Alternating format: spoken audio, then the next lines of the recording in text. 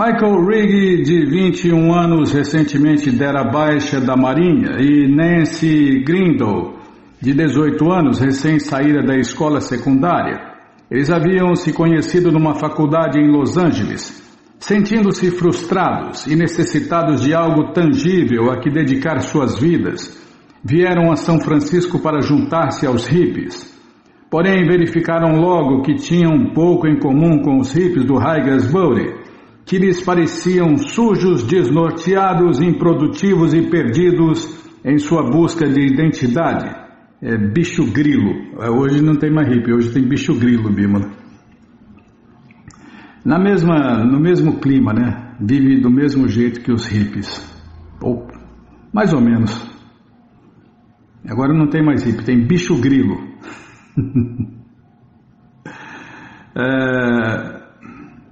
Os hippies do Haigesbury, que lhes pareciam sujos, desnorteados, improdutivos e perdidos em sua busca de identidade. Assim, Nancy arrumou um emprego como secretária da companhia telefônica e Michael conseguiu um emprego como instalador de linhas para a companhia elétrica. Então ouviram falar do Swami do Haigesbury e decidiram visitar o templo. Quem busca Deus de verdade encontra Deus. Quando o discípulo está pronto, o mestre aparece. Era um canto e dança público de Hare Krishna noturno e os hippies irreprimíveis estavam rodopiando, contorcendo-se e sacudindo-se. Michael e Nancy sentaram-se no chão a um canto impressionados mais pela presença do Swami do que pelo canto e dança público de Hare Krishna. Após o canto e dança público de Hare Krishna, Prabhupada deu aula, mas eles acharam seu sotaque pesado. Queriam entender, internamente sentiam que ele estava dizendo algo valioso, e ainda assim os segredos pareciam trancados por trás de um pesado sotaque e dentro de um livro escrito em outra língua. Decidiram voltar de manhã e tentar novamente. No programa matinal encontraram um grupo menor, uma dúzia de devotos, com rosários para cantar Hare Krishna enrolados ao redor de seus pescoços, e algumas pessoas da rua. O canto de Hare Krishna parecia mais doce e mais suave, e Michael e Nancy cantaram e dançaram Hare Krishna juntos com os devotos. Então Prabhupada falou, e dessa vez eles pegaram algumas de suas ideias. Ficaram para o de jejum e fizeram amizade com Mukunda e Janaki, Sam e Marjorie, agora chama Sundara e Malati. Jamuna e Gurudasa e Govindadasa e Gora Sundara gostaram dos devotos. E até um ponto aqui, Bimala, estava embalado aqui. Eles gostaram dos devotos e prometeram vir claro que gostaram, tomaram Krishna passado, ouviram Prabhupada, Bimala, cantaram Hare Krishna. Experimentaram Deus na prática, gostaram dos devotos e prometeram vir novamente naquela noite.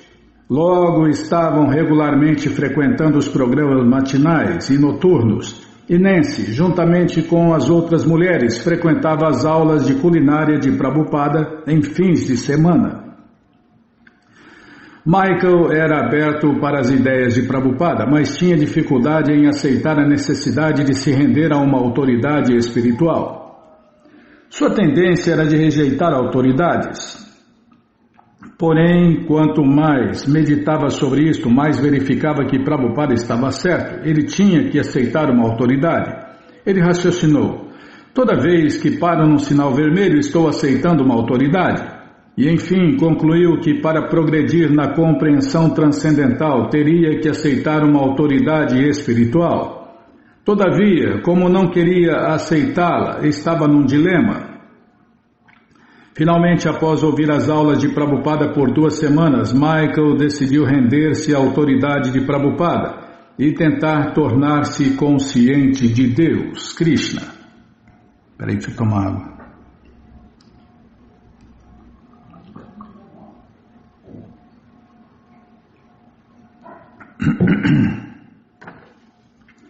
Michael comenta: Nancy e eu decidimos nos casar e nos tornar discípulos do Swamiji e membros de sua sociedade.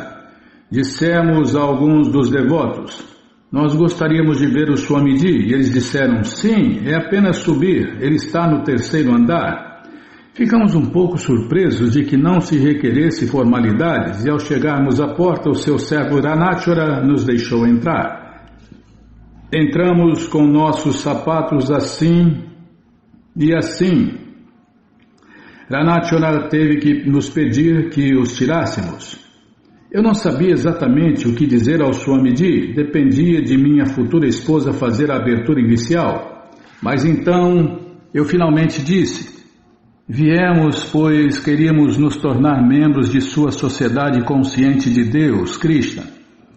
E ele disse que isto era muito bom. Então eu disse que na verdade a principal razão por que estávamos ali era que queríamos nos casar. Sabíamos que ele realizava cerimônias de casamento e que era parte dos requisitos da sociedade que casais tinham que ser devidamente casados antes que pudessem viver juntos. O Swamiji perguntou-me se eu gostava da filosofia e se tinha um emprego. Minha resposta a ambas as perguntas foi sim. Explicou que antes de mais nada teríamos que ser iniciados e então poderíamos nos casar no mês seguinte. Na iniciação, Michael recebeu o nome de Dayananda e Nancy recebeu o nome de Nandarani. Em seguida, Prabhupada realizou o casamento deles. Nandarani comenta, sabíamos que seria um casamento muito festivo. No Ragyasbori, sempre que o Swamiji realizava um matrimônio, centenas de pessoas vinham e o templo ficava cheio. Meus pais prometiam vir e os pais de Dayananda também viriam. O Swamiji disse que era adequado que eu cozinhasse. Disse que eu deveria vir a seu apartamento na manhã do casamento e ele me ajudaria a cozinhar algo para o banquete de casamento. Assim, naquela manhã vesti minhas melhores calças de brim e meu melhor suéter de malha e minhas botas e saí para o apartamento do Swamiji. Depois de subir as escadas, entrei no apartamento com minhas botas calçadas. Lá estava o Swamiji sentado em sua cadeira de balanço, sorriu para mim e disse, você veio cozinhar? Eu disse, sim. Sentado ali, ele olhava para mim, um daqueles longos olhares fixos e silenciosos, e ele disse, primeiro tire as botas. Após eu tirar minhas botas e minha velha jaqueta de couro, o Swamiji levantou-se e entrou na cozinha. Pegou uma panela muito grande cujo fundo... Prabhupada é muito incrível, Bímola.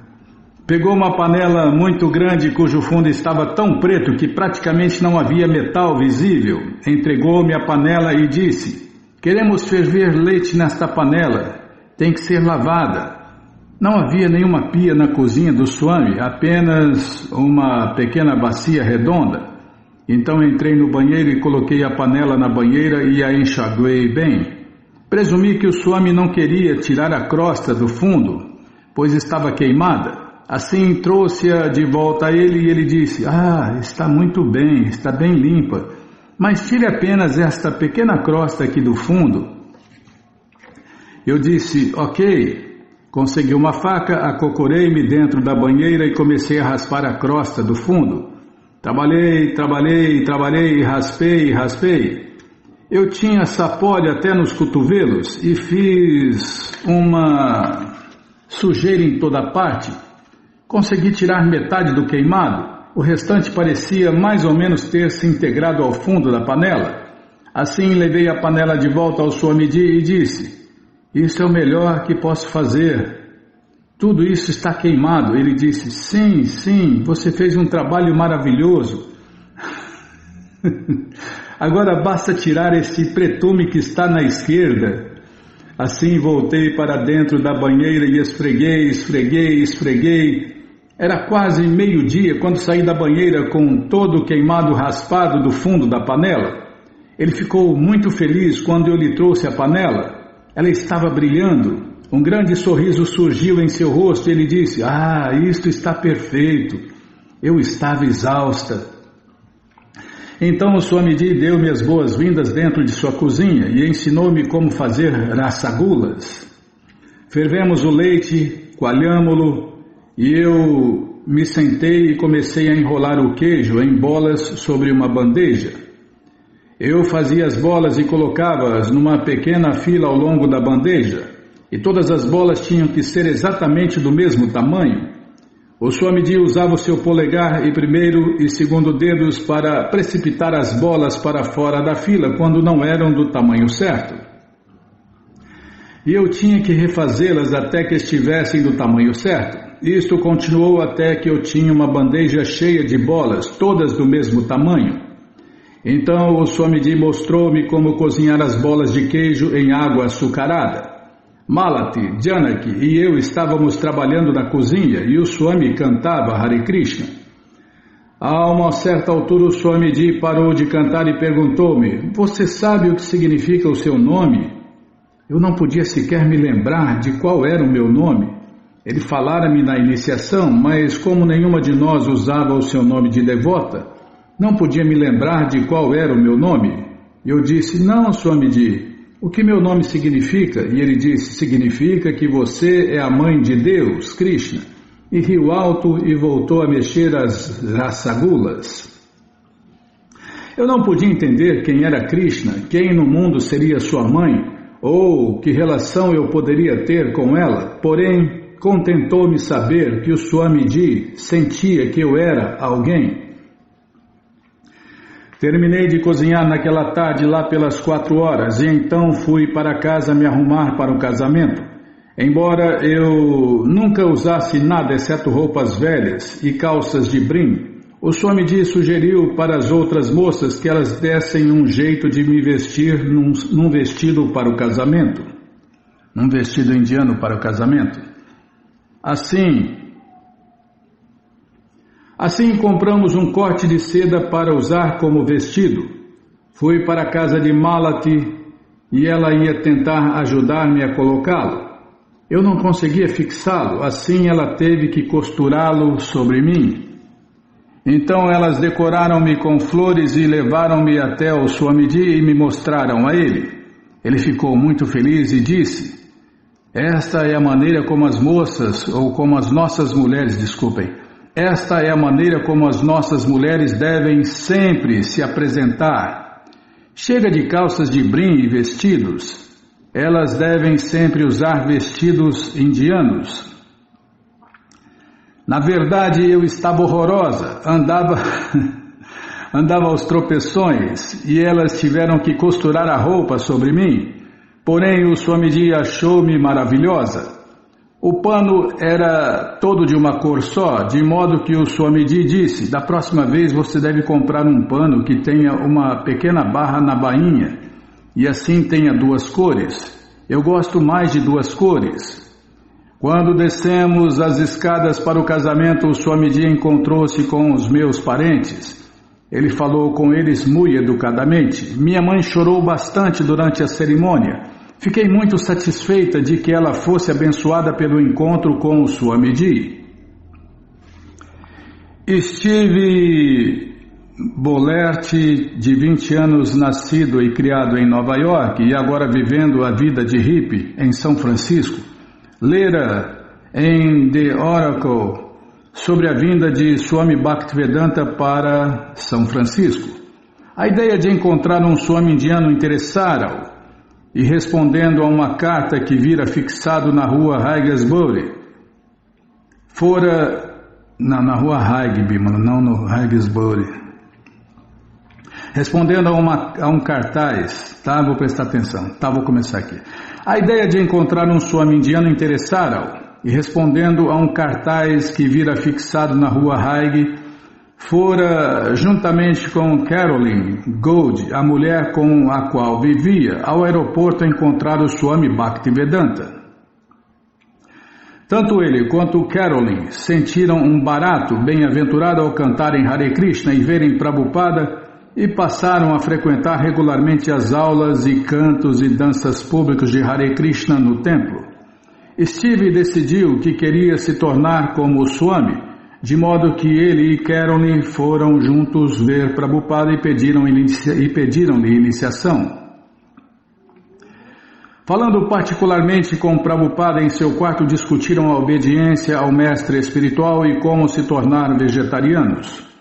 Quando Prabhupada lhes falou que deveriam ou parar de viver juntos ou se casarem, disseram que gostariam de se casar. Uma data de iniciação foi afixada. Prabhupada pediu a Steve que raspasse seu longo cabelo e barba. "Por que o senhor quer que eu raspe a minha cabeça?" protestou Steve. Krishna tinha cabelo longo, Rama tinha cabelo longo, o senhor Chaitanya tinha... É cada ideia, né, Bimala? Krishna tinha cabelo longo, Rama tinha cabelo longo, o senhor Krishna Chaitanya tinha cabelo longo e Cristo tinha cabelo longo. Por que devo raspar a minha cabeça? Prabhupada sorriu e replicou: porque agora você está seguindo a mim. Havia um impresso na parede de Suradasa. Havia um devoto de Deus. Você deve raspar a sua cabeça dessa maneira, disse Prabhupada, apontando para Suradasa.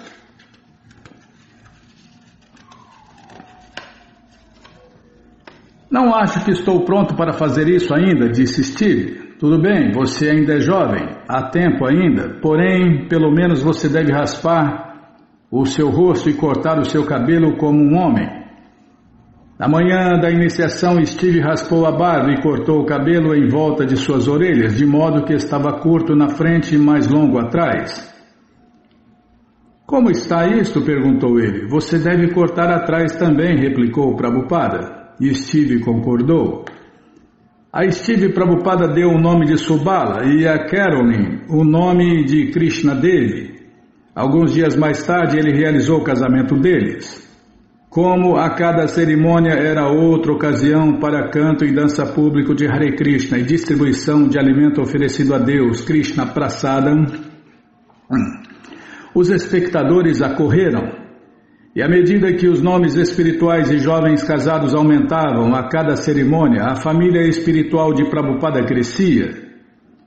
A atmosfera harmoniosa era como a de uma pequena e amorosa família, e Prabhupada relacionava-se com seus discípulos intimamente, sem as formalidades de uma instituição ou hierarquia. Os discípulos aproximavam-se dele por diversas razões, entrando no pequeno apartamento para ficar a sós com ele, enquanto ele se mantinha sentado sobre uma esteira perante sua escrivaninha improvisada ao brilho do sol matinal. Com homens como Mukunda e Gurudasa e Shamasundara, o Swamiji era um amigo.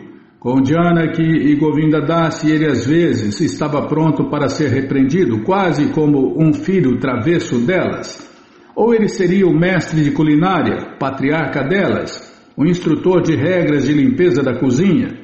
E para todos eles ele era o insondável devoto puro do Senhor Krishna, que sabia as conclusões de todas as escrituras védicas, e que conhecia, além de todas as dúvidas, a verdade sobre a transmigração.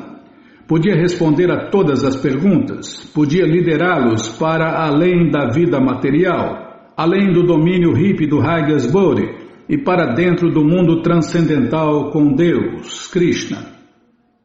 Eram 7 da noite. Srila Prabhupada entrou no templo vestido com uma roupa alaranjada, uma velha camisa de malha sobre um suéter de lã e um chadar ao redor de seus ombros, e caminhando para a plataforma no fundo da sala, tomou o seu assento.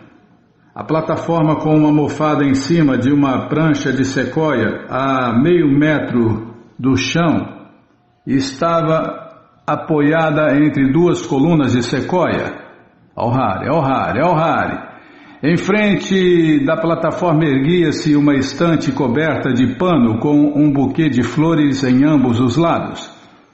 Cobrindo a parede, atrás da plataforma, havia uma típica tela indiana, com uma pintura rústica de Haridasa representando o Senhor Krishna Chaitanya em canto e dança público de Hare Krishna. Srila Prabhupada sacou os seus símbolos de mão, enrolou os cardaços de pano em volta de seus dedos indicadores e observou os seus jovens seguidores sentados de pernas cruzadas sobre o tapete de borgonha. Os homens estavam barbados e quase todos usavam cabelos compridos, contas, roupas exóticas e bijuterias. As lâmpadas penduradas no teto difundiam sua luz através de lustres de papel japoneses e símbolos navajos balançavam em cordões. Prabhupada começou a tilintar o ritmo, 1, 2, 3, 1, 2, 3, e Shyamasundara começou a tocar o fole do harmônio, a sanfona deitada.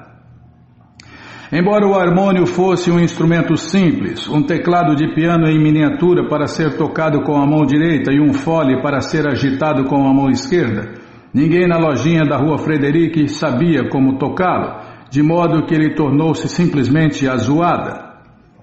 Outro instrumento de canto e dança público de Hare Krishna, importante, o tambor de duas extremidades da Índia, era feito para acompanhamentos rítmicos complicados, mas só Mukunda podia tocá-lo muito simplesmente, reforçando o ritmo do 1, 2, 3, 1, 2, 3 dos símbolos de mão de Prabhupada.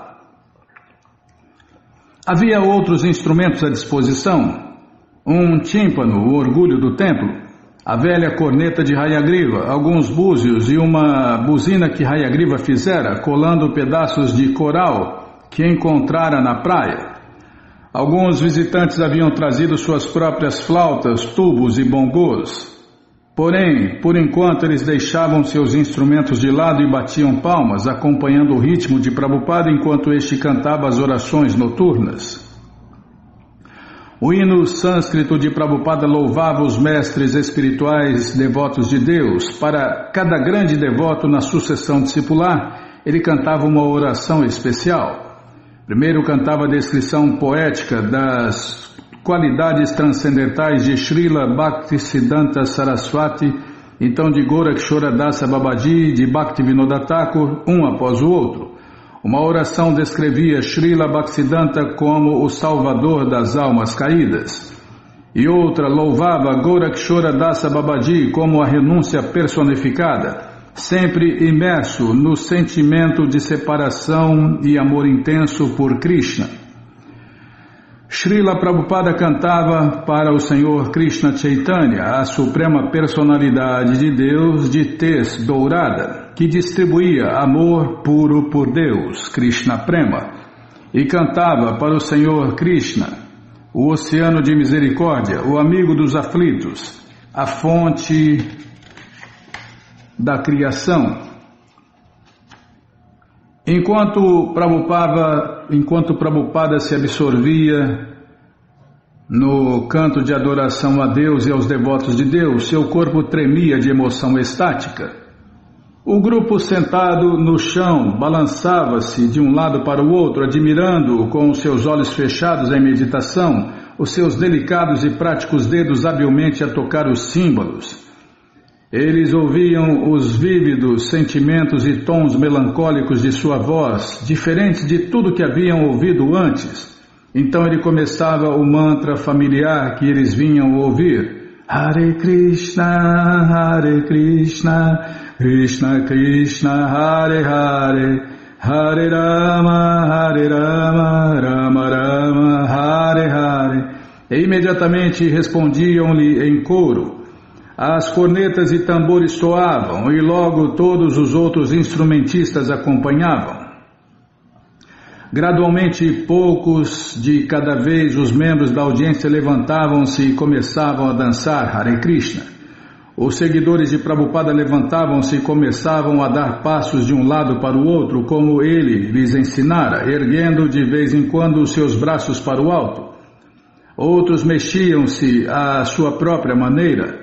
Abrindo seus olhos e olhando à sua volta, ocasionalmente, Prabhupada sentava-se firmemente cantando Hare Krishna, embora sua cabeça e corpo tremessem. Após 20 minutos, muitos dos jovens dançarinos estavam saltando, pulando e transpirando, enquanto Prabhupada continuava a cantar Hare Krishna, liderando os dançarinos ao som da batida de seus símbolos de mão. Seus olhos estavam fechados, todavia ele controlava toda a selvagem congregação, tocando os seus símbolos de mão bem alto. O canto e a dança de Hare Krishna continuavam com a aprovação de Prabhupada. O canto e dança público de Hare Krishna desses hippies era diferente do canto dos sacerdotes brahmanas indianos, mas Prabhupada não se importava. Seu padrão era a devoção. Em seu templo, Radha e Krishna, tudo que ele aceitasse, Krishna aceitava. Esta era sua oferenda a Deus, Krishna, através de seu mestre espiritual, Bhaktisiddhanta Saraswati.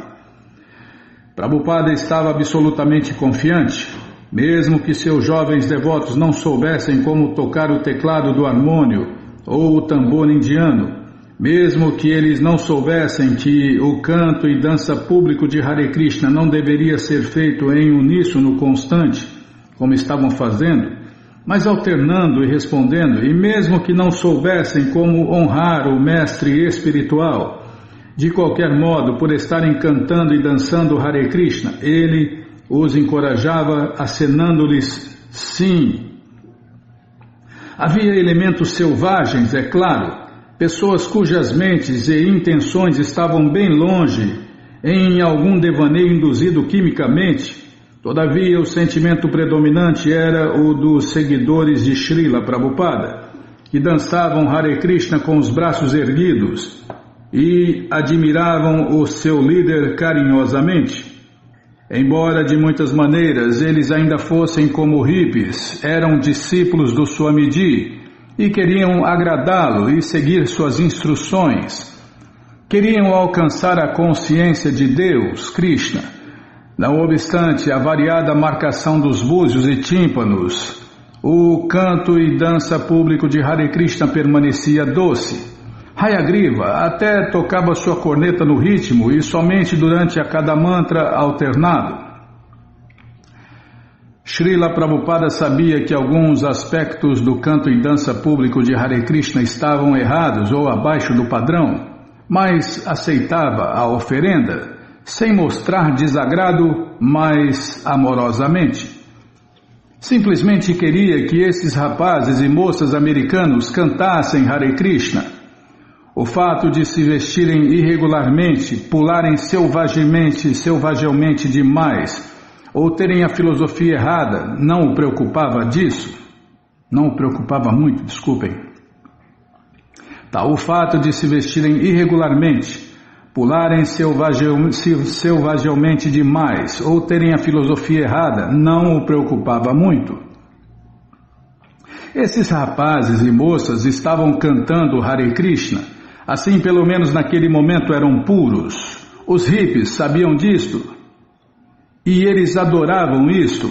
Deixa eu tomar água, peraí, Bímola.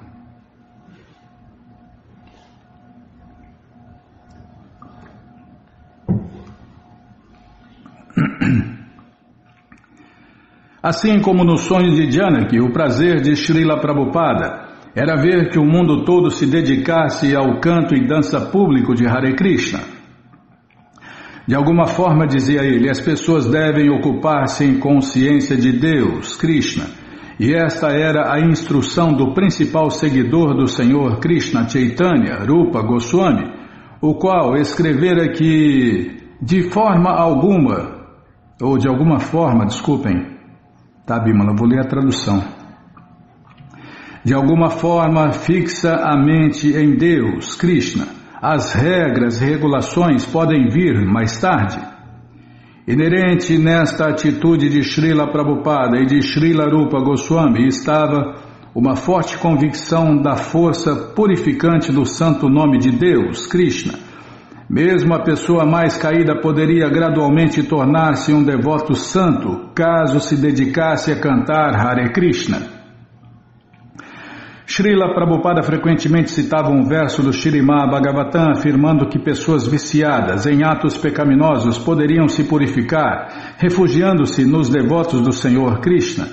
Ele sabia que todo o hippie do Hagyas Bodhi era candidato a receber a misericórdia do santo nome de Deus, Krishna, e encarava como seu dever para com seu mestre espiritual distribuir a dádiva da consciência de Deus, Krishna. distribuir livremente, não rejeitando ninguém. No entanto, enquanto vivia entre esses demônios, ele exigia certo padrão de comportamento, sendo inflexível quanto à preservação da pureza de sua sociedade e de sua consciência de Deus, Krishna. Por exemplo, se ele tivesse que distribuir alimentos grátis ao público, não podiam ser alimentos ordinários, mas tinham que ser alimentos oferecidos a Deus, Krishna Prasadam. Alimentar pessoas famintas era fútil, a menos que lhes fosse dado o alimento oferecido a Deus, Krishna Prasadam, e a oportunidade de libertar-se do nascimento e da morte. E embora nos cantos e danças públicos de Hare Krishna fosse permitida a abertura e a livre expressão, e fosse bem-vinda mesmo a participação mais selvagem, o som transcendental do santo nome de Deus, Krishna, tinha que dominar. Ele jamais permitia que o canto e dança público de Hare Krishna degenerasse em mero bater de tambores ou o canto de quaisquer velhas palavras. Nem os participantes do grupo podiam tornar-se tão loucos que impedissem os outros de ouvir ou participar no canto e dança público de Hare Krishna. Em suas tentativas para de alguma forma conseguir que esses jovens cantassem Hare Krishna, Prabhupada instintivamente sabia o que permitir e o que não permitir. Ele era o mestre e seus novos discípulos guiavam-se por ele quando ele permitia que um dançarino egocêntrico e sensual pulasse ao redor do templo ou um louco drogado discutisse com ele no período de perguntas e respostas. Quando alguém era demasiado perturbador, Prabhupada não tinha medo de coibi-lo, mas proibir era raro. A coisa principal era dar oportunidades.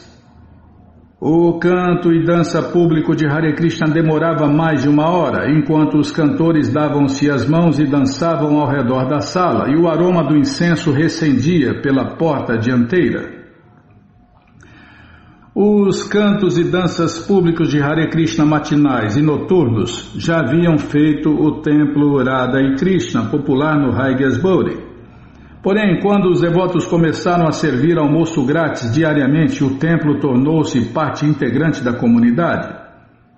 Prabhupada disse a seus discípulos que simplesmente cozinhassem e distribuíssem alimentos oferecidos a Deus, Krishna Prasadam. Essa seria a única atividade deles durante o dia. De manhã eles cozinhariam e à tarde alimentariam a todos que viessem, às vezes 150 a 200 hippies das ruas do Raigasbori. Antes do canto e dança público de Hare Krishna matinal, as devotas colocavam um mingau de aveia no fogo, e na hora do jejum havia uma sala cheia de hippies, a maioria dos quais ficara acordada toda a noite. O mingau e as frutas eram para alguns o primeiro alimento sólido havia dias. Porém, o programa principal era o almoço. Malati saía e fazia compras, obtendo doações, sempre que possível, de farinha de trigo integral, farinha de grão de bico, ervilhas e arroz.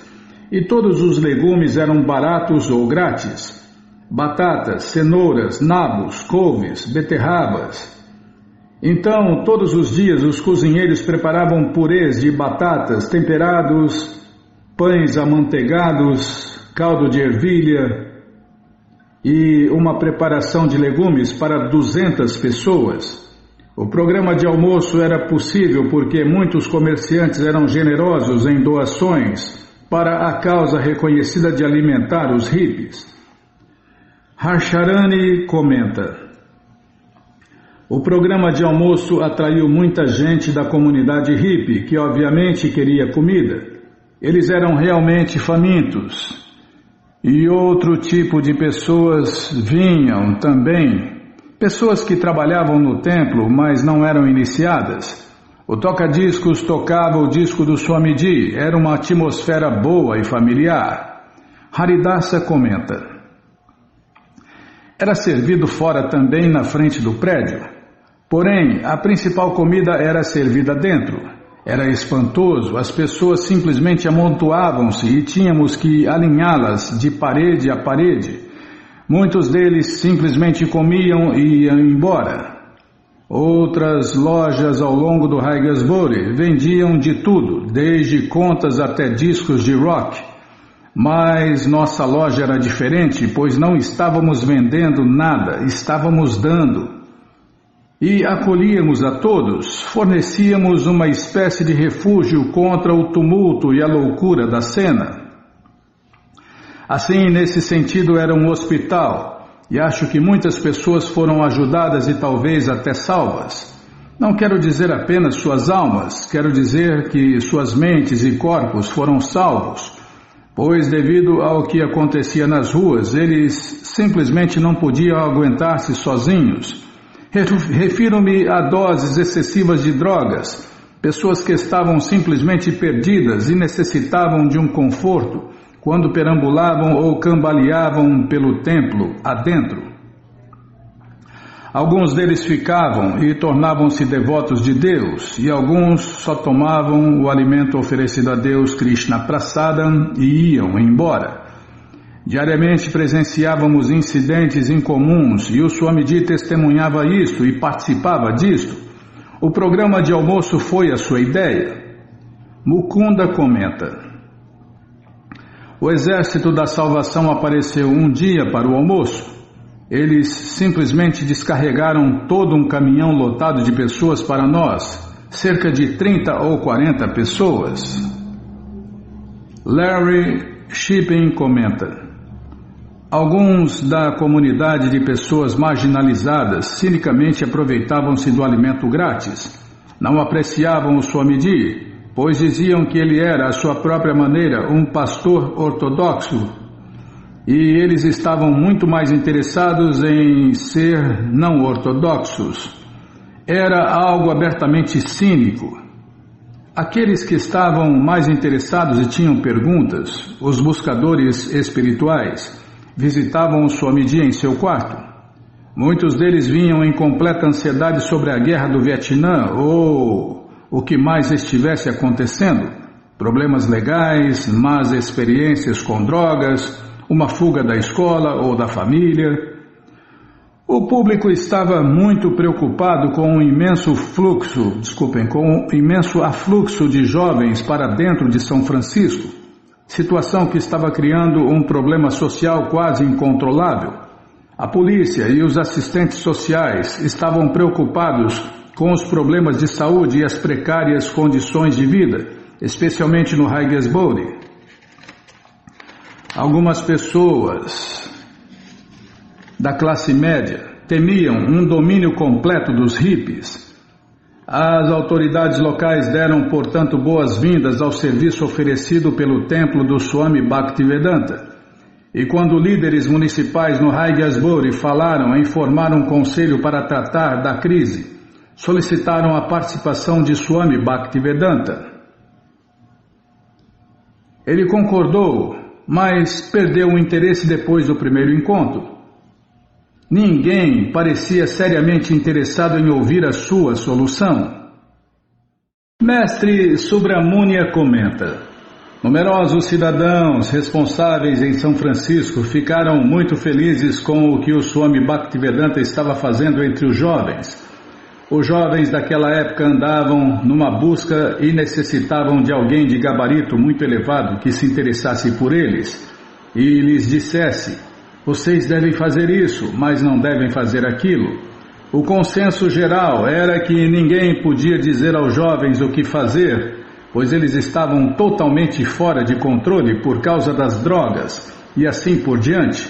Porém, o Swamiji dizia-lhes o que fazer e eles faziam, e todos apreciavam especialmente os jovens. Rasharani comenta: considerando do ponto de vista médico, os médicos não sabiam o que fazer com as pessoas envolvidas com LSD. A polícia e as clínicas gratuitas na área não podiam atender à sobrecarga de pessoas viciadas em LSD. A polícia encarava o Swamiji como um refúgio seguro. Michael Bowen comenta: Bhaktivedanta tinha uma habilidade espantosa por meio da devoção. de libertar as pessoas das drogas, especialmente dos estimulantes, heroína, casos perdidos de LSD e assim por diante. Haridasa comenta: a polícia costumava passar pelo parque nas primeiras horas da manhã com seus tintureiros e recolhia os adolescentes foragidos adormecidos no parque. A polícia os recolhia e tentava enviá-los de volta às suas casas. Os hippies necessitavam de toda a ajuda que pudessem conseguir e sabiam disso. E o templo Radha e Krishna era de certo uma espécie de paraíso transcendental. A garotada percebeu isso. Estavam no embalo, morando nas ruas, sem um lugar onde pudessem ir, onde pudessem descansar, onde as pessoas não os ferissem. Muitos rapazes literalmente caíam dentro do templo. Acho que isso salvou muitas vidas. Poderia haver muito mais vítimas se não fosse o templo Hare Krishna. Era como abrir um templo num campo de batalha. Era o lugar mais difícil para fazer isso, entretanto, era o local onde era mais necessário. Embora o Swami não tivesse experiência relacionada com isso, aplicava o canto de Hare Krishna com resultados miraculosos. O canto de Hare Krishna era maravilhoso, funcionava. Srila Prabhupada sabia que somente a consciência de Deus, Krishna, poderia ajudar. Outros tinham seus remédios, mas Prabhupada considerava-os mero paliativos. Sabia que a ignorância de identificar... Posso continuar? Muito obrigado. Hein? Sabia que a ignorância de identificar o eu com o corpo era a verdadeira causa do sofrimento de todos, não só desses drogados, só dos hippies loucos, né, Bimala? De todo mundo. Essa é a causa de sofrimento de todo mundo, né? Identificar o eu com o corpo. Como poderia alguém ajudar-se a si mesmo para não falar de ajudar os outros sem saber quem era, sem saber que o corpo era apenas uma cobertura do verdadeiro eu, a alma transcendental, que só poderia ser feliz em sua natureza original como servo eterno de Deus, Krishna? Compreendendo que o Senhor Krishna considerava cada um que se aproximasse dele como uma pessoa virtuosa e que mesmo um pouco de serviço prático e amoroso nunca se perderia e poderia salvar alguém na hora da morte, Srila Prabhupada abrira sua porta a todos, até aos transeuntes, aos transfugas mais desprezíveis.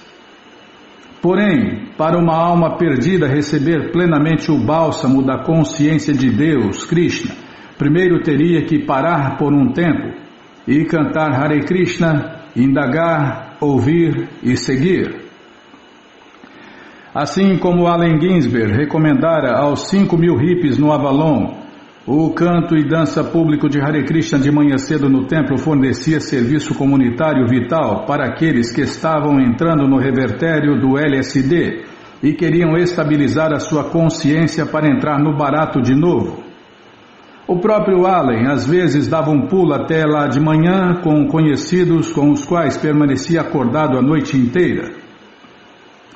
Allen Ginsberg comenta: às 6:30 da manhã íamos à estação espacial de Swami Bhaktivedanta para algum canto de Hare Krishna e um pouco de consciência de Deus, Krishna. Havia cerca de 30 ou 40 pessoas lá, todas cantando Hare Krishna com uma nova melodia. Só para as manhãs. Um cara a princípio ficou um pouco desabutinado com a cena, mas logo relaxou e a seguir disse-me: sabe, primeiro pensei, o que é isto? Mas de repente percebi como eu simplesmente não estava me entrosando com o lugar. Eu não estava onde eu estava. Muito louco. De vez em quando os revertérios entravam voando fora de controle em aterrissagens desastrosas no meio da noite. Certa manhã, às 2 da madrugada, os rapazes adormecidos na lojinha foram despertos por alguém golpeando a porta. Gritos e luzes da polícia. Ao abrirem a porta, um jovem hippie com cabelos ruivos e desgrenhados e barbas vermelhas irrompeu porta dentro, chorando e gemendo. Oh Krishna, oh, ajude-me! Oh, não deixe que me peguem. Oh, Krishna, por Deus, me ajude. Um policial colocou a cabeça na porta e sorriu. Decidimos trazê-lo para cá, disse ele, pois achamos que talvez vocês pudessem ajudá-lo. Não estou confortável neste corpo, esbravejou o jovem rapaz enquanto o policial fechava a porta. O rapaz começou a cantar furiosamente e empalideceu, suando profusamente de terror. Os rapazes do Swamiji passaram o resto da madrugada consolando e cantando Hare Krishna com ele, até que o Swami descesse para o canto de Hare Krishna e a aula de manhã. Frequentemente, os devotos enviavam jovens aflitos com seus problemas para o Swamiji e permitiam que quase todo mundo visse o Swamiji e tomasse seu valioso tempo. Perambulando em São Francisco, certa vez Ravindra Swarupa encontrou um homem que afirmava ter visto os habitantes de Marte em seu acampamento quando rendia sentinela no Vietnã. O homem que acabara de receber alta de um hospital do exército disse que Tá, Bímola, vou ler aqui. O homem que acabara de receber alta de um hospital do exército disse que os marcianos haviam conversado com ele. Ravindra Swarupa falou-lhe a respeito do livro do Swamiji, Fácil Viagem a Outros Planetas, que expunha a ideia de que há vida em outros planetas e sugeriu que provavelmente o Swami poderia contar-lhe mais sobre o povo de Marte. Então o homem veio fazer uma visita ao Swami em seu apartamento. Sim, respondeu o Swamiji, existem marcianos. Aos poucos, os seguidores de Prabhupada passaram a ter mais consideração para com o mestre espiritual e começaram a protegê-lo contra pessoas que julgavam serem indesejáveis. Um de tais indesejáveis era Rabbit, talvez o hippie mais sujo do Haigasbury. O cabelo de Rabbit estava sempre desgrenhado, sujo e cheio de piolhos. Suas roupas eram esfarrapadas e imundas e seu corpo encardido fedia. Ele quis encontrar-se com Prabhupada, mas os devotos recusaram, não querendo contaminar o quarto de Prabhupada com a presença repugnante e fedorenta de Rabbit. No entanto, certa noite após a palestra, Rabbit esperou do lado de fora da porta do templo. Enquanto Prabhupada se aproximava, Rabbit perguntou, posso segui-lo e vê-lo? Prabhupada concordou. Quanto aos desafiadores, quase toda noite alguém vinha discutir com Prabhupada. Certo homem vinha regularmente com argumentos preparados de um livro de filosofia do qual ele lia em voz alta. Prabhupada o derrotava e o homem ia para casa, preparava outro argumento e voltava novamente com seu livro. Uma noite, após o homem apresentar o seu desafio, Prabhupada simplesmente olhou para ele, sem se dar ao incômodo de responder. A negligência de Prabhupada foi outra derrota para o homem que se levantou e saiu. Israel, como Rabbit, era outro tipo bem conhecido do Haigasbury.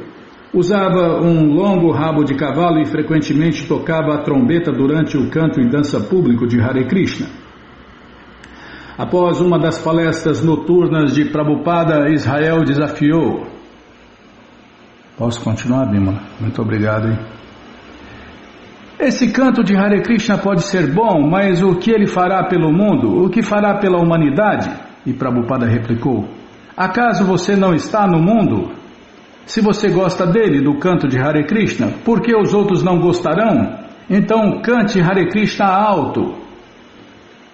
Um homem bigodudo em pé do fundo da sala perguntou, o senhor é o mestre de Allen Ginsberg? Muitos devotos sabiam que a pergunta era capciosa e que responder sim ou não seria problemática. Prabhupada replicou, não sou o mestre de ninguém, sou o servo de todos. Para os devotos, todo o intercâmbio ficou transcendental devido a esta resposta do Swamiji. O Swamiji não apenas dera uma resposta inteligente, como também respondera com humildade profunda e natural. Certa manhã, um casal assistiu à aula. A mulher carregava uma criança e o homem usava uma mochila. Durante o período de perguntas e respostas, o homem perguntou, e sobre minha mente? E Prabhupada deu-lhe respostas filosóficas, mas o homem continuou repetindo, e sobre a minha mente? E sobre a minha mente? Com um jeito súplice e compassivo, Prabhupada disse: não tenho outro remédio, por favor, cante este Hare Krishna. Não tenho outra explicação, não tenho outra resposta. Porém, o homem continuou falando sobre a sua mente. Enfim, uma das devotas interrompeu e disse: simplesmente faça o que ele diz, tente. E Prabhupada pegou os seus símbolos de mão e começou a cantar Hare Krishna. Certa noite, um rapaz entrou no meio de uma palestra exclamando que se estava armando uma rebelião na rua Haigasbury. O Swami devia vir imediatamente, dirigir-se à multidão e acalmar a todos. Mukunda explicou que não era necessário que o Swamiji fosse, outros poderiam ajudar. O rapaz simplesmente encarou o Prabhupada como que dando um ultimato. A menos que o Swamiji viesse imediatamente, haveria uma rebelião e o Swamiji seria o culpado. Prabhupada falou como que se preparando para fazer o que o rapaz queria. Sim, estou preparado. Porém ninguém foi e não houve rebelião. Só loucura, né? Tudo doido, doidaço, malucaço.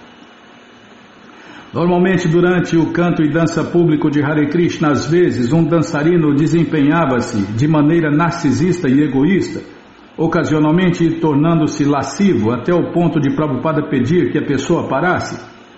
Certa noite, antes de Srila Prabhupada descer de seu apartamento, uma moça com uma mini saia começou a contorcer-se e a girar no templo durante o canto e dança público de Hare Krishna.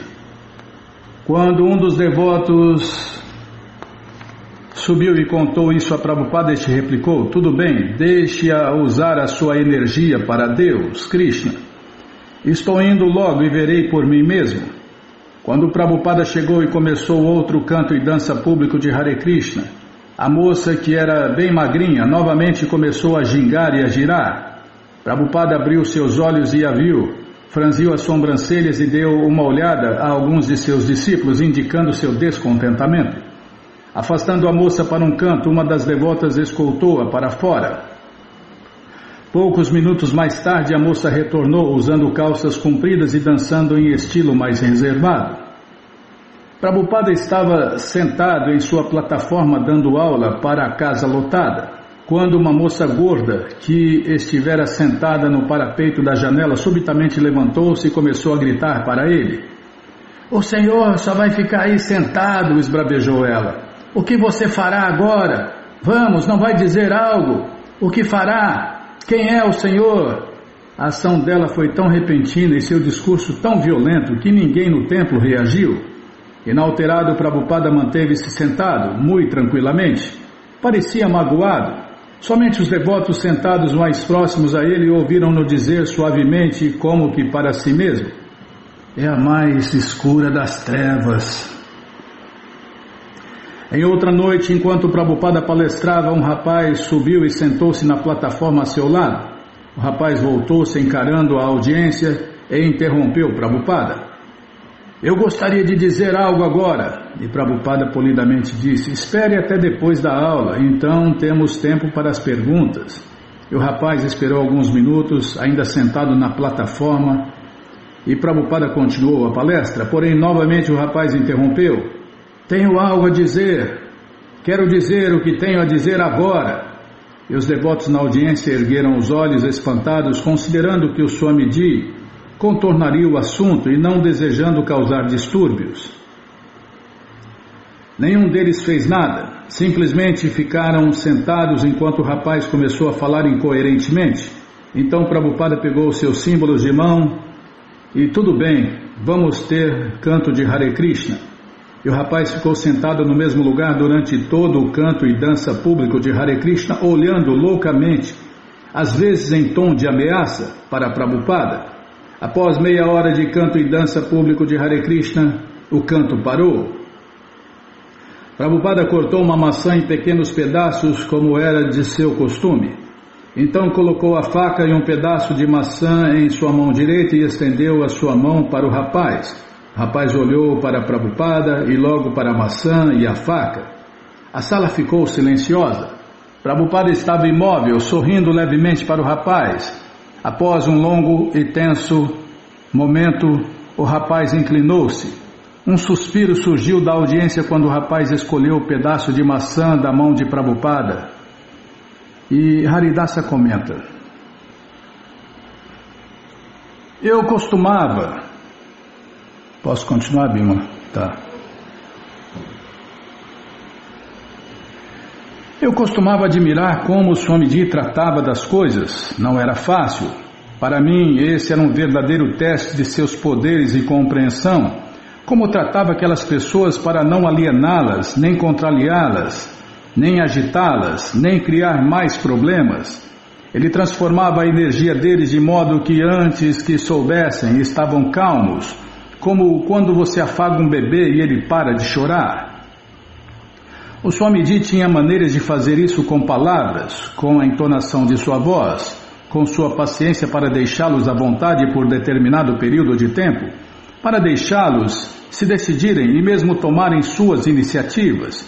Acho que ele percebia que os devotos não podiam apenas dizer: ouçam, quando vieram ao templo não podem comportar-se desta maneira. Era uma situação delicada estar com eles. Frequentemente alguém dizia: eu sou Deus. Ficava com essa impressão ou alucinavam assim sob o efeito de suas drogas. Tentavam chamar a atenção. Desejavam ser ouvidos e podia-se sentir como se iravam contra o Swami pessoas como estas. Às vezes falavam inspirados e poéticos por algum tempo, mas não podiam manter-se coerentes, e suas palavras tornavam-se desarticuladas. E o Swami não era de simplesmente apaziguar as pessoas, ele não era de adular ninguém, ele dizia: o que você quer dizer com isso? Se você é Deus, então tem que ser onisciente, tem que ter os atributos de Deus, você é onisciente e onipotente. Então ele enumerava todas as características que alguém tinha de ter para ser um avatar, para ser Deus. Racionalmente provava o erro da pessoa. Ele tinha conhecimento superior e racionalmente explicava-lhes: se você é Deus, pode fazer isso, tem esse poder. Às vezes as pessoas tomavam isto como um desafio e tentavam travar uma batalha verbal com o Swami. A atenção da audiência então voltava-se para o indivíduo perturbador, a pessoa que estava chamando a atenção. Às vezes era muito difícil. Eu costumava me sentar ali e admirar. Como ele irá tratar este cara? Este é um problema. Porém o Swamiji era difícil de derrotar. Mesmo que não pudesse convencer a pessoa, convencia as outras pessoas do grupo, de modo que a energia da sala transformava-se e tendia a silenciar a pessoa. O Swamiji ganhava a audiência por mostrar-lhes, o Swamiji ganhava a audiência por mostrar-lhes que aquela pessoa não sabia do que falava, e a pessoa sentia as vibrações da sala mudar, que a audiência não mais estava ouvindo ou acreditando em suas palavras, e assim a pessoa se calava. Assim, ao invés de mudar a pessoa, o Swamiji mudava a audiência. Fazia isso sem arrasar as pessoas. Fazia isso com inteligência superior, mas também com compaixão. Quando o vi fazer essas coisas, percebi como ele era um grande mestre e um grande ser humano. Ele tinha a sensibilidade de não ferir ninguém, física ou emocionalmente, de modo que quando alguém se assentava e calava, não o fazia derrotado ou irado. Não ficava magoado, só que o Swami o superava. Mesmo enquanto traduzia na intimidade de seu quarto, distúrbios interrompiam Srila Prabhupada. Uma vez, carros da polícia e ambulâncias, sirenes apitando, luzes e faróis, convergiram debaixo de sua janela por ocasião em que os Hells Angels haviam iniciado uma briga na loja do Diggers, no prédio vizinho. Em outra ocasião, cerca de 1h30 da madrugada, enquanto Prabhupada ditava os ensinamentos do Senhor Krishna Chaitanya, uma moça repetidamente bateu na porta e chamou Prabhupada. A princípio,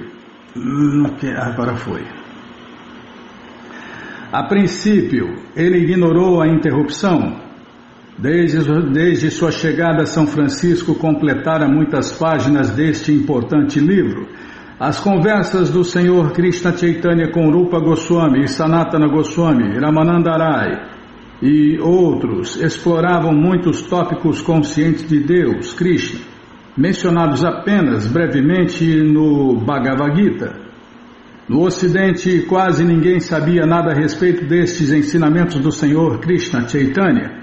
E agora, Srila Prabhupada pretendia compilar esses ensinamentos num volume, fornecendo a apresentação mais completa da Bhakti Yoga, jamais traduzida para a língua inglesa. Tal livro daria grande substância ao movimento para a consciência de Deus, Krishna. Porém, agora, sua concentração solitária era interrompida por um bater em sua porta e uma voz de mulher chamando. Ó perigo! Levantando-se de sua escrivaninha, Prabhupada foi ao quarto dianteiro, mas não abriu a porta. Quem é? E uma jovem mulher respondeu, quero falar com o Senhor. Volte de manhã mais tarde, disse-lhe Prabhupada. Ele sabia que em São Francisco, assim como em Nova York, nem sempre poderia escrever pacificamente. Pregar nos Estados Unidos significava ter que tolerar exatamente isso. Chamadas loucas no meio da noite, afastando da concentração estática nos passatempos do Senhor Krishna Chaitanya. As almas perdidas do Ragyasburi, com suas ilusões de conhecimento, seus clamores por ajuda, seus desafios arrogantes, distraíam-lhe a atenção de sua missão de traduzir e comentar as escrituras védicas. Agora, sozinho em seu apartamento, falando através da porta trancada, Prabhupada dizia à sua intrusa que tinha trabalho para fazer e que ela deveria ir embora. Prometeu que haveria mais tarde naquele dia. Estava pronto para falar com os hippies o dia todo, mas o período matinal era período consagrado a seu trabalho literário. Pregar face a face às almas condicionadas era importante. Viera ali para pregar, porém, escolhera essas horas da madrugada para falar intimamente ao mundo inteiro, através de seus livros, sem perturbações. No entanto, a moça continuou batendo e chamando até que finalmente Prabhupada abriu a porta. Ali, parada no corredor, ele viu uma hippie adolescente com um olhar vítreo e aparência de louca. Perguntou-lhe o que queria. Ela permaneceu tensamente calada. Fale, disse-lhe ele. E ela introduziu-se em seu quarto. Ele percebeu seu desamparo, uma vítima do oceano de Maya, a ilusão, e perguntou-lhe repetidamente o que ela queria. Finalmente a moça encarou-o com olhos arregalados e exclamou, "Oh, olhe, Mahaula!" Muito louca. Prabhupada decidiu despertar Mukunda, cujo apartamento ficava no outro extremo do corredor. Ele caminhou de pés descalços pelo corredor. A moça o seguiu, fechando o trinco automático da porta atrás dela. Agora ele estava trancado do lado de fora de seu apartamento. Ela continuou a encará-lo provocativamente nas imediações vazias e inamistosas de um corredor de portas trancadas a 1h da manhã. Era por isso que os babadis de Vrindavana permaneciam em suas pequenas cabanas, cantando o santo nome de Deus, Hare Krishna, para evitar de serem incomodados por pessoas profanas. Naturalmente, os babadis nunca nem mesmo sonharam com essas intromissões bizarras das noites psicodélicas de São Francisco. Na porta de Mukunda, Prabhupada começou a bater e a chamar alto, "Mukunda, Mukunda, Mukunda!" E Mukunda despertou e abriu a porta, espantado ao ver o seu mestre espiritual de pés descalços no corredor, com uma jovem de olhos selvagens bem atrás dele. Ainda assim, Prabhupada permaneceu grave e inafetado. "Esta moça veio à minha porta", começou ele, e explicou brevemente o que acontecera e o que deveria ser feito agora. Não parecia irado nem atormentado pela moça e recomendou que Mukunda a tratasse gentilmente. Mukunda se lembrou de quando Prabhupada fora expulso de seu sótão do Bowery, em Nova York, por seu companheiro de quarto, David Allen, que ficara louco por causa do LSD. Então também Prabhupada permanecera frio, embora acometido por uma circunstância perigosa e embaraçosa. Mukunda desceu as escadas e despertou Hayagriva, que tinha uma chave para o apartamento de Prabhupada. Então Srila Prabhupada retornou ao seu quarto para ditar os seus ensinamentos do Senhor Krishna Chaitanya. Mukunda acompanhou a moça até a rua e repreendeu-a para que não incomodasse um cavalheiro idoso como Swami a tal hora. Encarando Mukunda, ela disse: "Você não está pronto", e foi embora.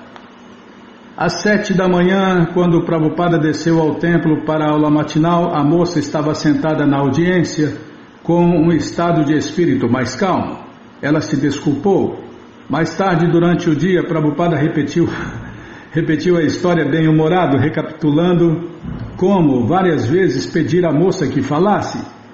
Ele arregalou os olhos, imitando a expressão dela, e disse: "Oh, Ale Mahaula!" e deu uma gargalhada.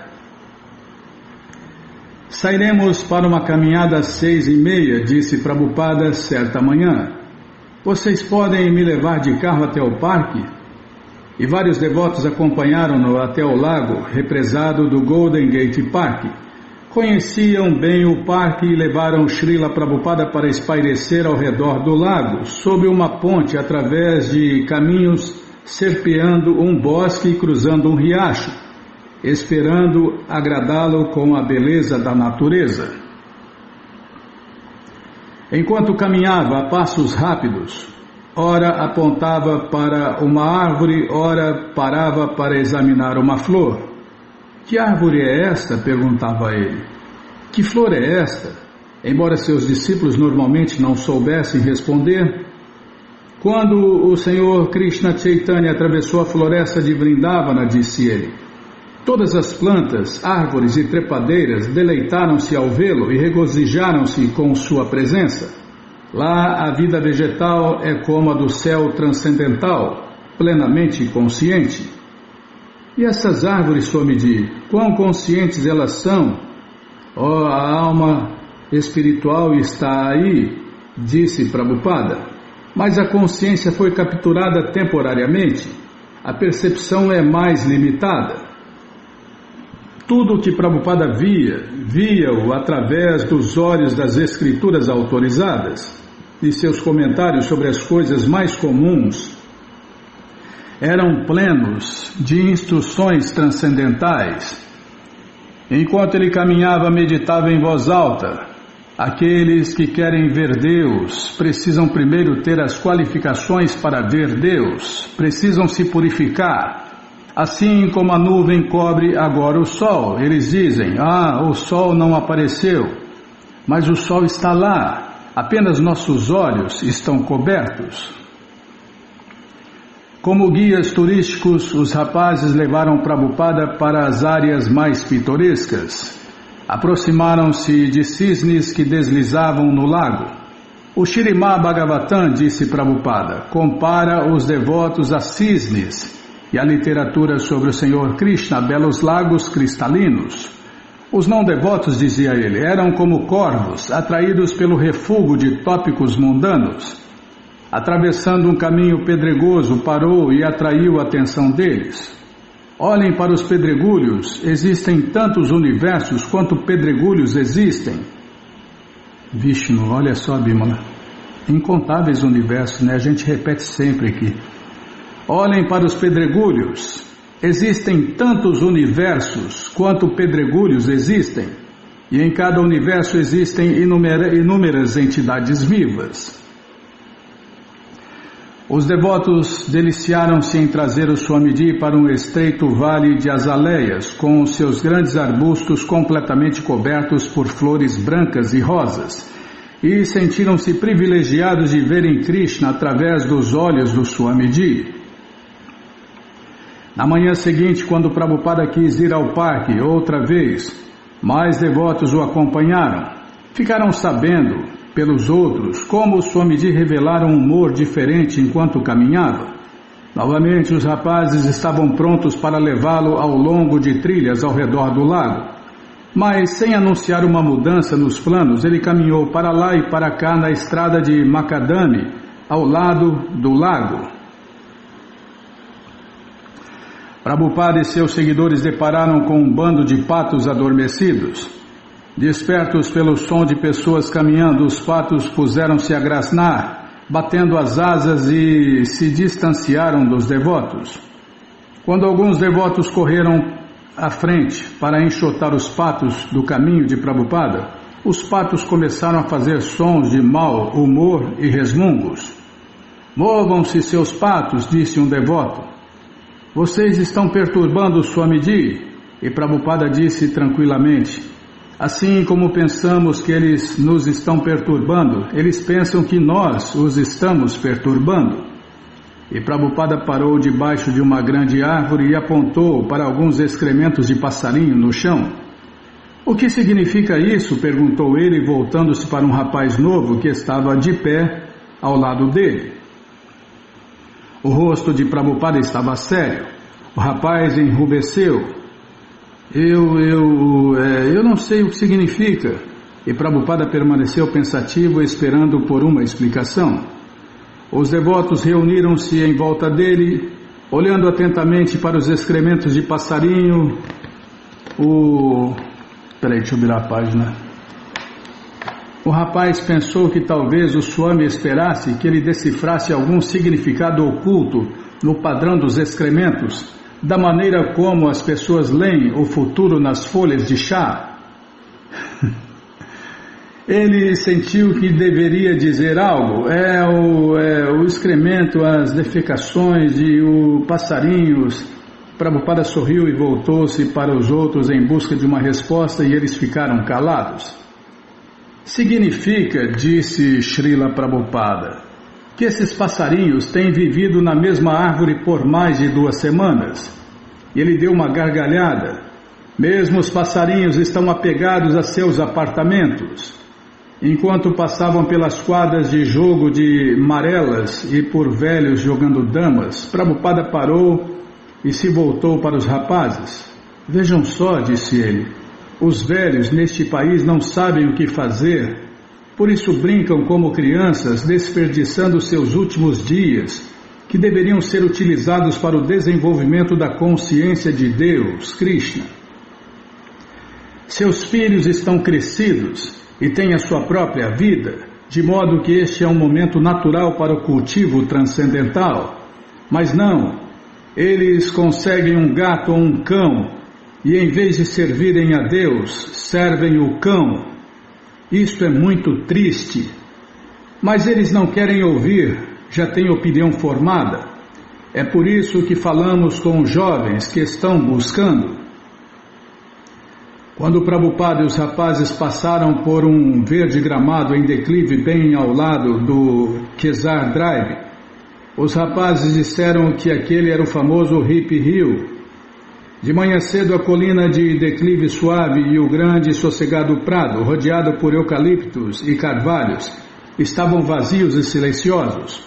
Mas dentro de poucas horas, centenas de hippies reunir-se-iam ali para espreguiçar-se no gramado, encontrar amigos e entrar no barato. Prabhupada aconselhou os rapazes a vir ali e fazer o canto e dança público de Hare Krishna. Os discípulos do Swamiji em Nova York ficaram surpresos ao verificar que podiam seguir em frente mesmo na ausência dele. A princípio fora difícil levantar cedo e ir à lojinha e organizar o canto e dança público de Hare Krishna matinal e a aula. Sem o Swamiji tudo parecia vazio, porém ele lhes ensinara o que fazer e aos poucos eles compreenderam que deviam simplesmente seguir o que ele lhes mostrara ou mesmo imitar, como uma criança imita os seus pais. E funcionou.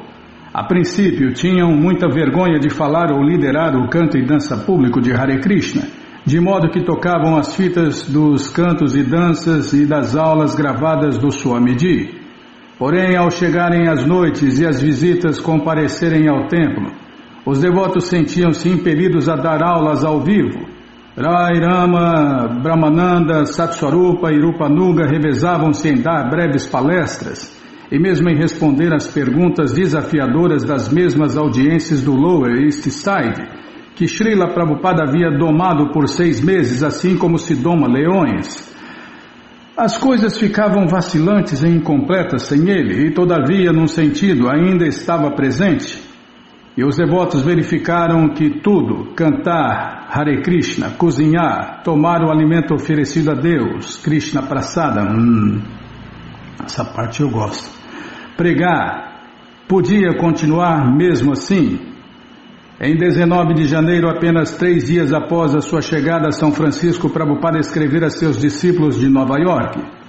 Eles eram seus filhos espirituais e eram-lhe muito queridos. Embora distante de sua terra natal, Índia, ele jamais pensara antes em escrever para alguém de lá. Como era um renunciado, um sannyasi, não tinha interesse em escrever a nenhum membro familiar ou parente. E quanto a escrever a seus irmãos espirituais, não havia muita importância nisso, já que repetidamente eles haviam mostrado a sua relutância em ajudar.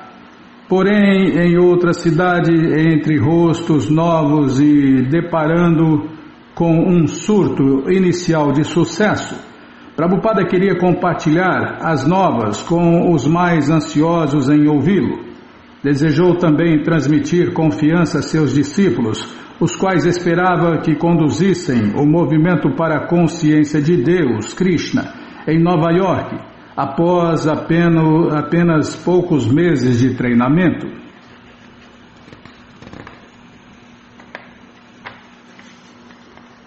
Meus queridos Brahmananda, Hayagriva, Kirtanananda, Satswarupa, Gargamuni, Achyutananda, Jadurani, por favor, aceitem minhas saudações e bênçãos de nosso mestre espiritual e de Guru Gauranga Giridhari Gandharvika.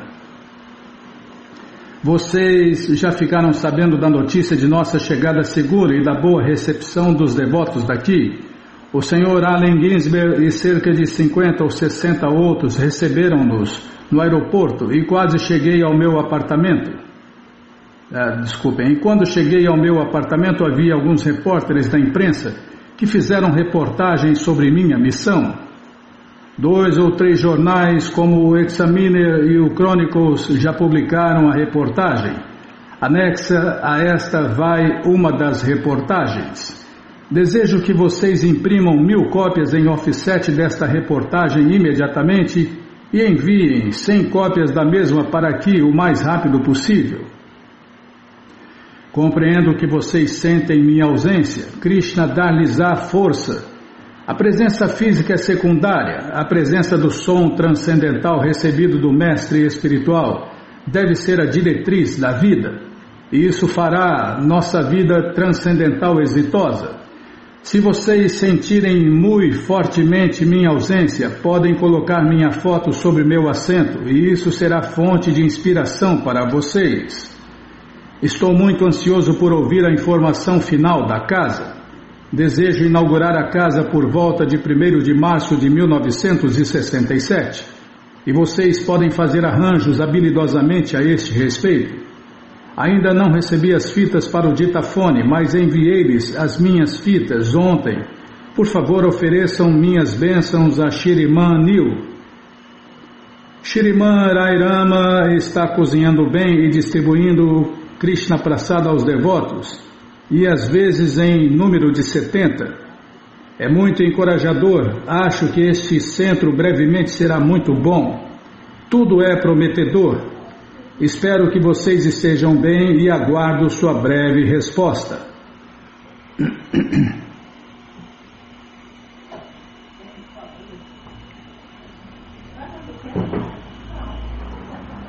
A carta ajudara. Especialmente o segundo parágrafo, Brahmananda fixou-a na lojinha. Agora o Swamiji claramente declarava que eles ainda estavam com ele e que ele ainda estava em Nova York com eles. Era algo especial, serviço ao mestre espiritual em separação. E mesmo os devotos em São Francisco que estavam com o Swamiji todos os dias não podiam ainda conhecer o sabor especial disto. Enquanto os devotos de Nova York realizavam seus deveres diários, frequentemente citavam a carta e pensavam nela. Krishna dar-lhes-á força. A presença física é secundária. A presença do som transcendental recebido do mestre espiritual deve ser a diretriz da vida. Isso fará nossa vida espiritual exitosa. Apesar de Prabhupada ter-lhes escrito que eles podiam colocar a sua fotografia em seu assento, ninguém tinha uma fotografia. Eles tiveram que pedir uma aos devotos de São Francisco. O rapaz tirou alguns instantâneos desbotados e enviou-os para Nova York. E os devotos colocaram um no assento de Prabhupada em seu apartamento, e isso ajudou. Para Prabhupada, também a carta a seus discípulos de Nova York foi um marco. Essa era a base sobre a qual ele esperava conduzir um movimento mundial. Poderia viajar de um lugar a outro e ainda assim estar simultaneamente presente em muitos lugares através de suas instruções. Brahmananda, como presidente do templo de Nova York, frequentemente telefonava a São Francisco. O canto de Hare Krishna é o ponto focal, disse ele a Hayagriva. Sempre podemos sentar e cantar Hare Krishna. Estamos começando a entender ao que o Swami disse se referia ao dizer que adorar em separação é mais deleitante. E Srila Prabhupada escrevia a seus discípulos de Nova York, pelo menos uma vez por semana. Brahmananda recebia a maioria das instruções a respeito das transações financeiras. Providenciar a compra de um novo prédio em Nova York, ver o Sr. Kalman e conseguir cópias do disco do Kirtan, conseguir uma cópia do filme que um cineasta fizera dos devotos, investigar a oportunidade de publicar o Bhagavad Gita. E se um datilógrafo perito me ajudar, escreveu Prabhupada a Brahmananda, poderemos publicar um livro a cada 3 meses. E quanto mais livros tivermos, mais tornar-nos-emos respeitáveis. Satswarupa recebeu uma carta de Prabhupada pedindo-lhe que datilografasse as fitas ditadas do novo livro, Ensinamentos do Senhor Krishna Chaitanya. Agora o datilógrafo de Prabhupada Neil tivesse ido para São Francisco após um dia desaparecera. Acho que você está com 5 fitas, pois tenho apenas 3 comigo, escreveu Prabhupada. Não perca as fitas.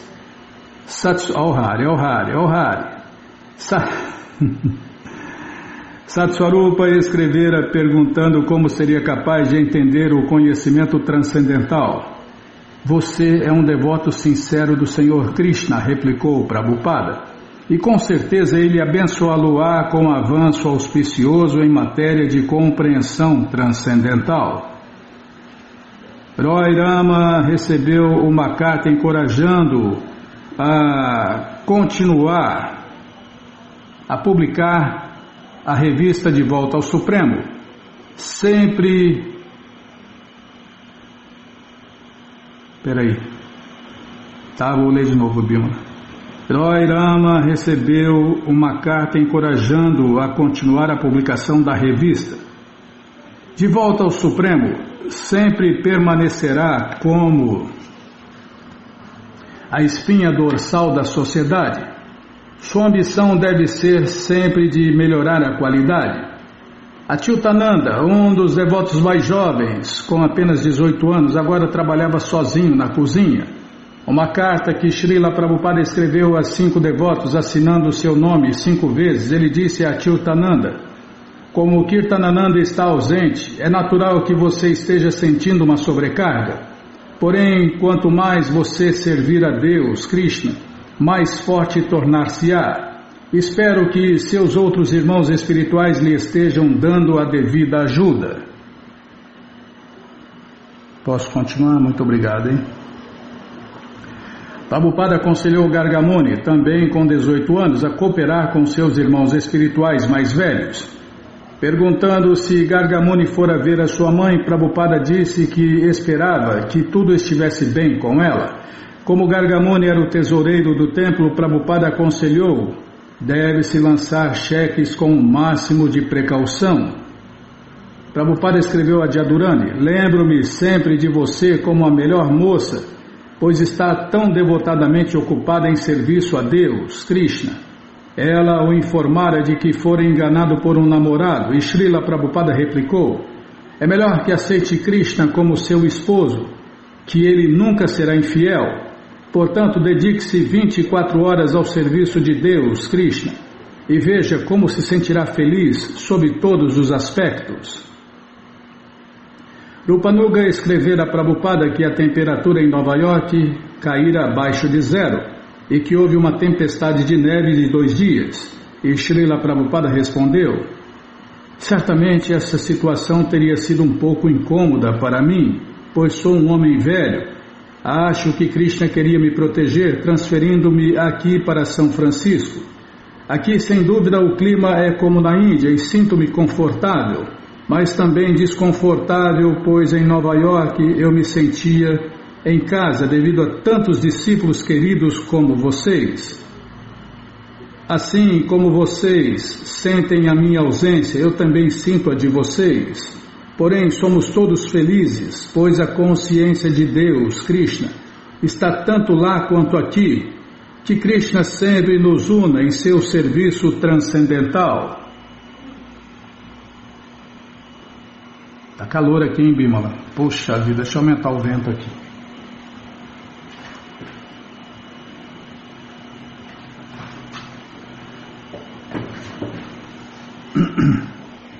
Agora vai. Deixa eu tomar água, peraí. Calma.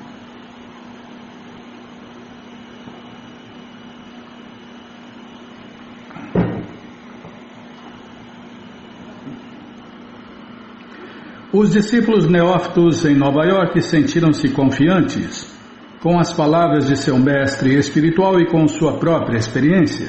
Serviço em separação era um fato transcendental. Melhoravam em cantar Hare Krishna em seus rosários e o centro de Nova York ia para frente. Enquanto estiver tudo bem com o nosso canto e dança público de Hare Krishna, escreveu Prabhupada, não haverá dificuldades em absoluto. Porém, havia uma dificuldade.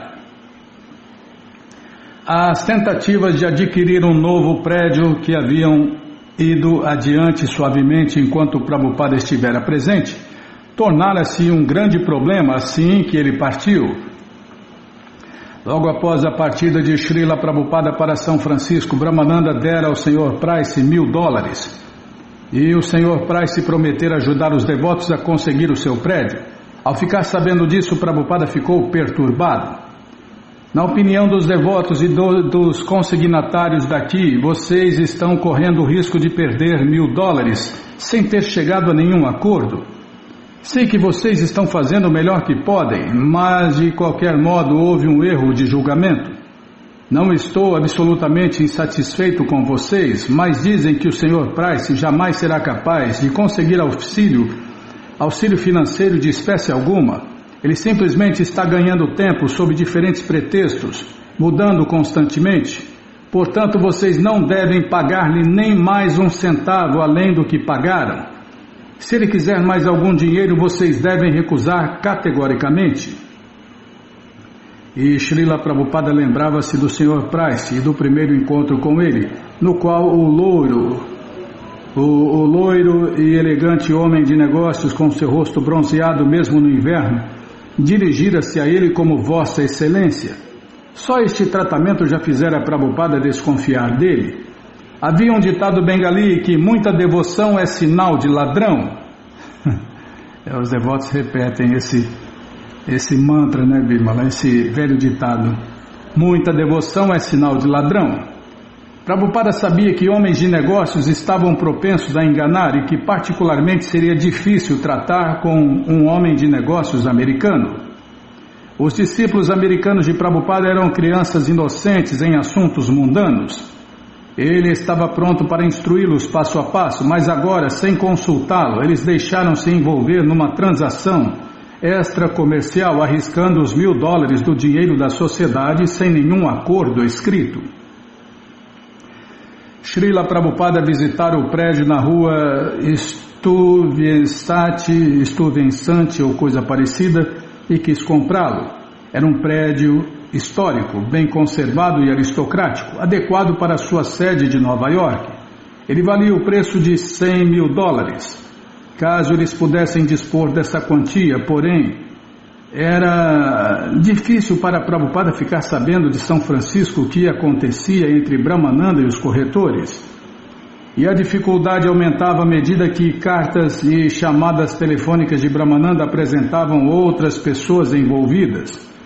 Além do Sr. Price, havia o Sr. Tyler, o proprietário e o advogado do Sr. Tyler, que parecia independente do Sr. Tyler. E finalmente havia o advogado da ISKCON, que também tinha o seu próprio procedimento peculiar. Embora os discípulos de Srila Prabhupada normalmente se rendessem às suas diretivas, pareciam inclinados a dar ouvidos às promessas dos corretores, muito embora seu mestre espiritual os acautelasse a não fazê-lo. Prabhupada ficou perturbado. Sua pregação em São Francisco estava sendo ameaçada pelos temores de que homens de negócios enganassem sua sociedade, que começara em Nova York.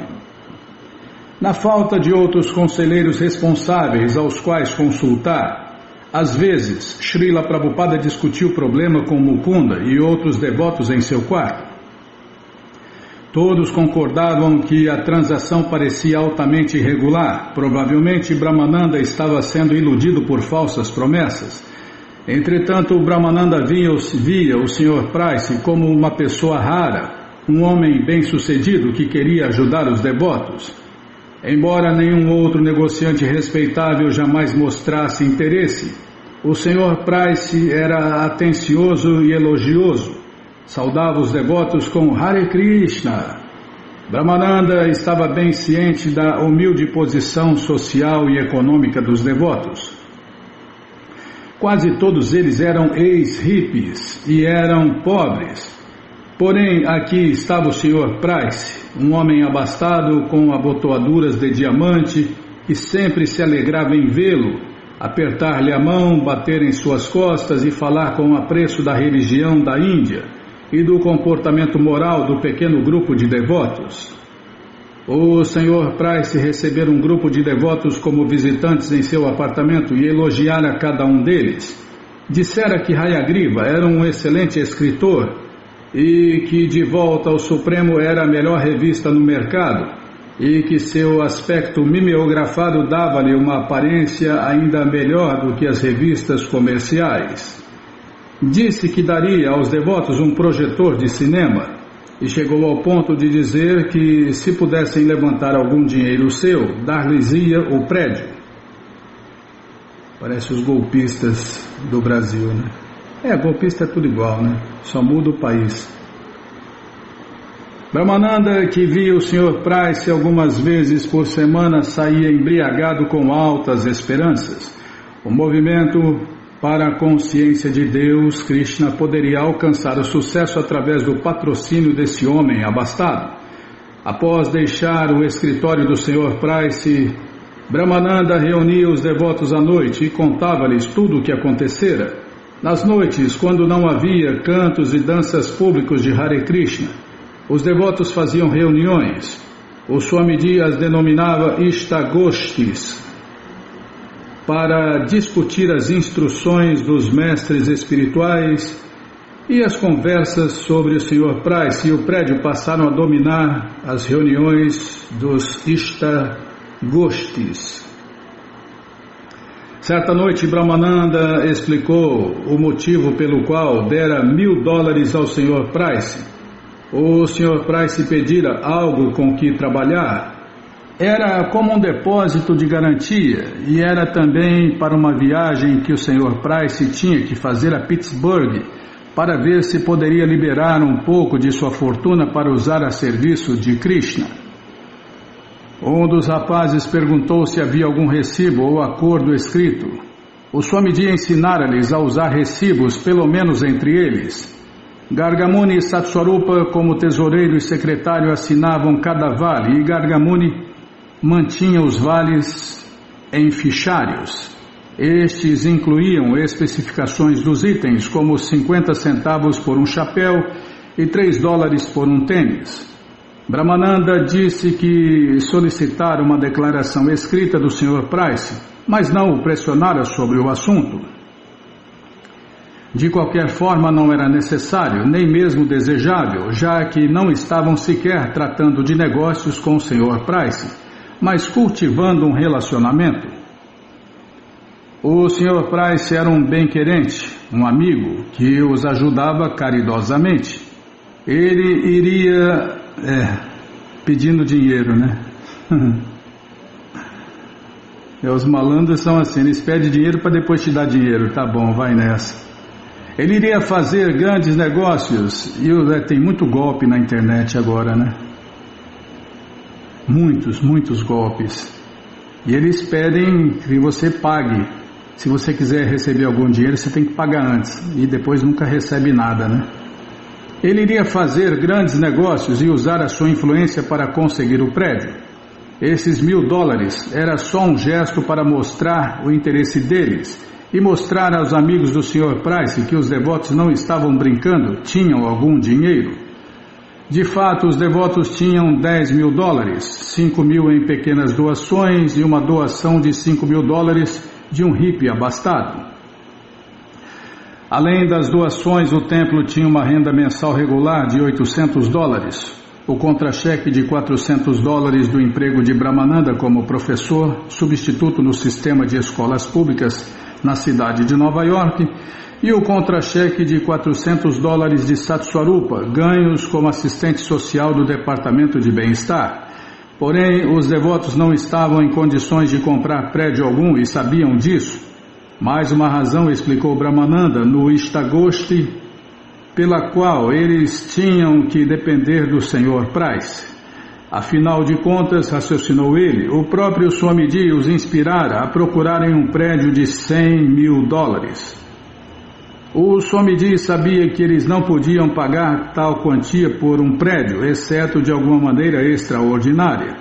E o Sr. Price calculou Brahmananda, devia ser aquela maneira. O Swamiji queria o prédio. Assim que chegara a São Francisco, ele lhes escrevera: estou muito ansioso por ouvir a informação final da casa. Desejo inaugurar a casa por volta de 1º de março de 1967 e vocês podem fazer arranjos habilmente a este respeito. Os devotos reunidos ouviram as explicações de Brahmananda, simpatizaram e acrescentaram sua própria compreensão de como Krishna e o Swami estavam trabalhando.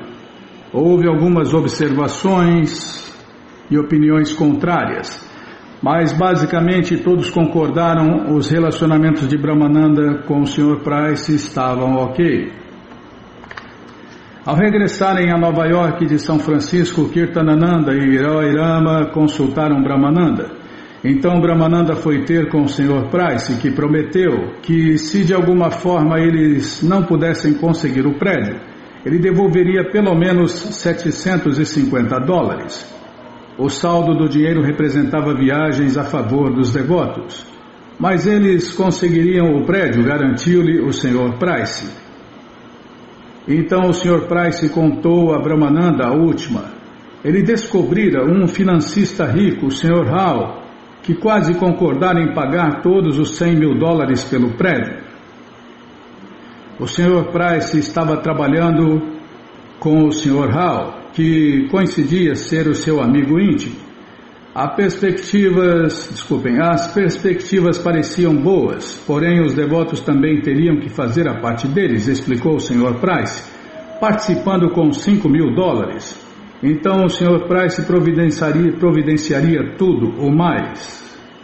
Peraí, deixa eu tomar água.